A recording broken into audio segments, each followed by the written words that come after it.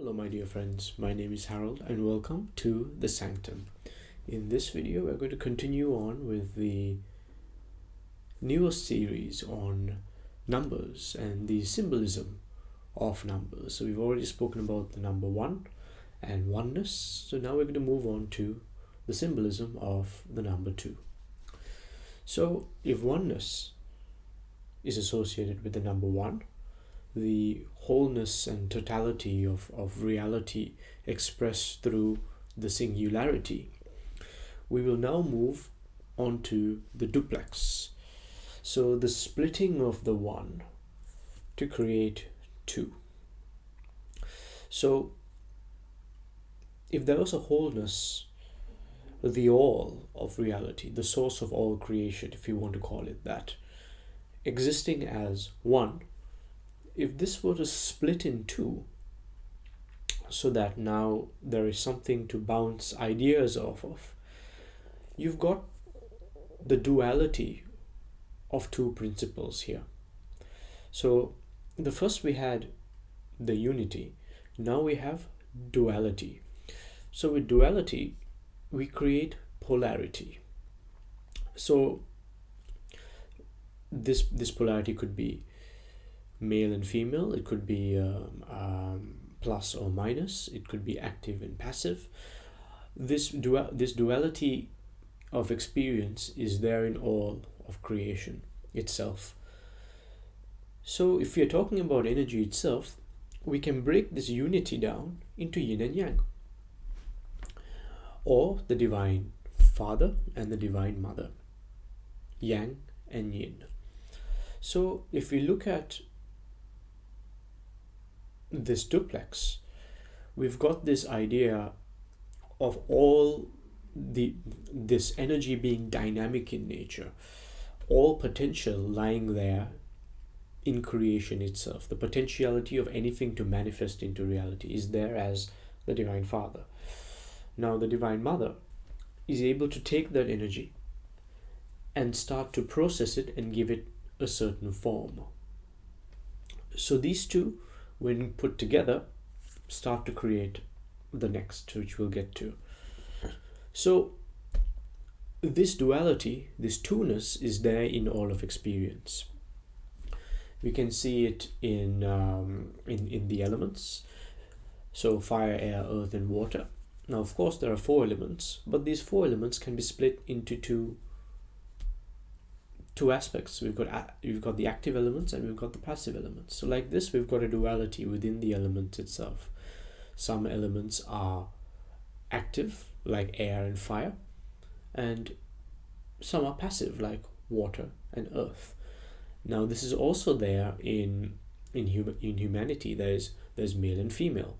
There's 2 polarities, and when these 2 poles are put together, creation takes place. A person can be born.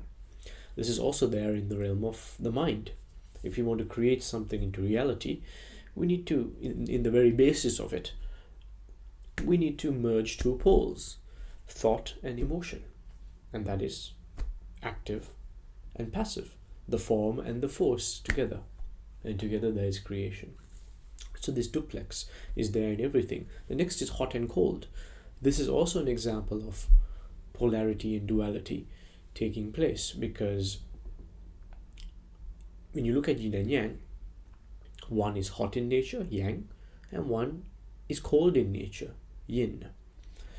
So, but these 2 polarities are both connected by one singularity, and that is temperature. They're both temperature. So in the same way, the idea of the Divine Father and the Divine Mother, it's the same essence, but split into 2. So this is why even when I think about duality, I start to think of Pisces as well. 2 fish swimming in 2 opposite directions, but their tails are stuck together because they're still united.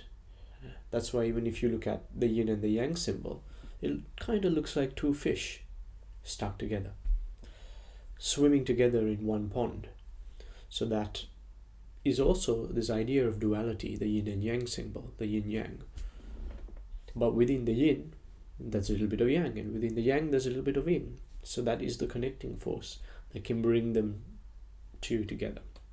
This is also there in our body. This duality is there. This two-ness is there in our body.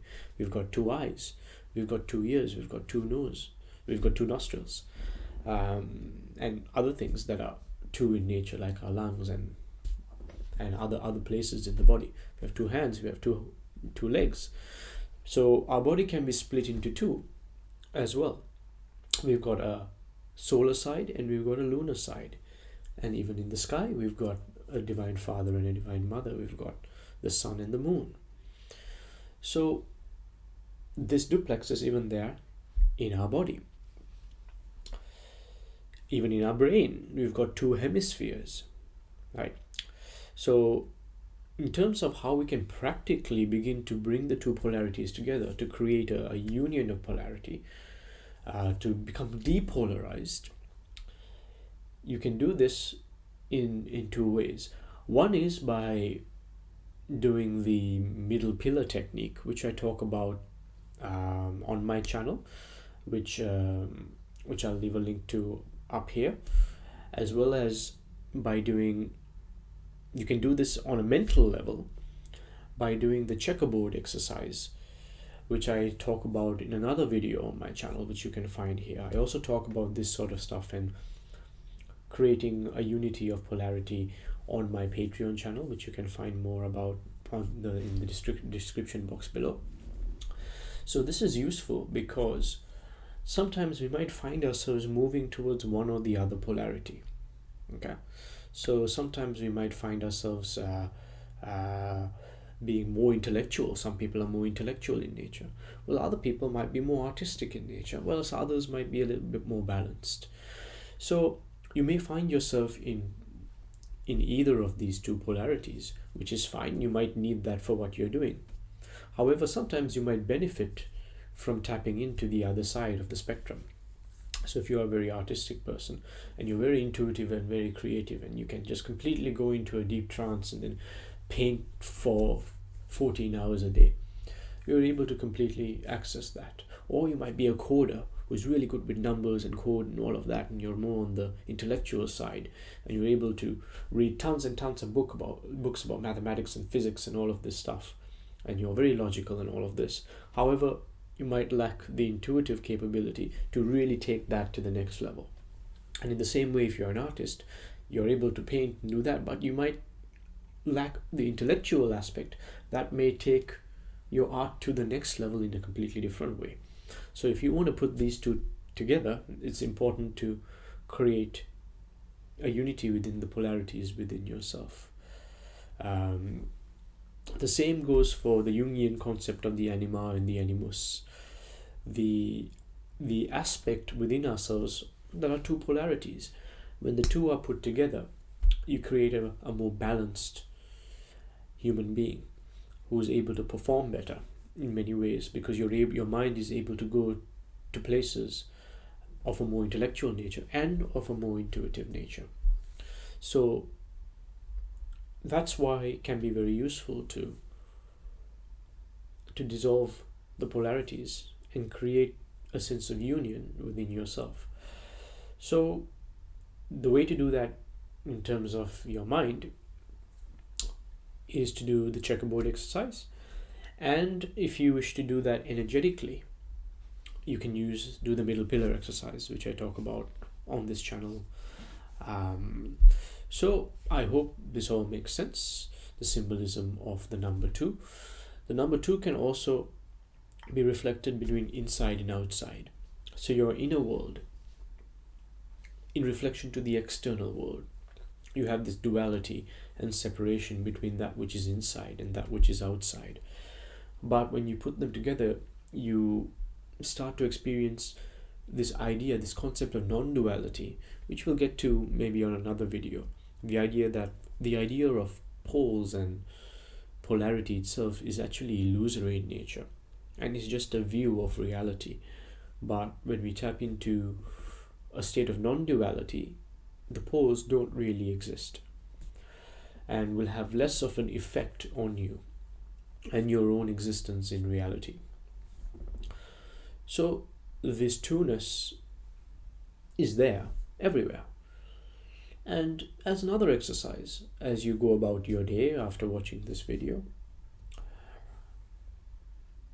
look around you and see where you can find this two-ness, this idea of duality and polarity existing, and what is the uniting element. So this is a very intellectual exercise. What is the uniting element that brings those two poles together? And with that, I hope you enjoyed this video, and I shall see you in the next video. Peace.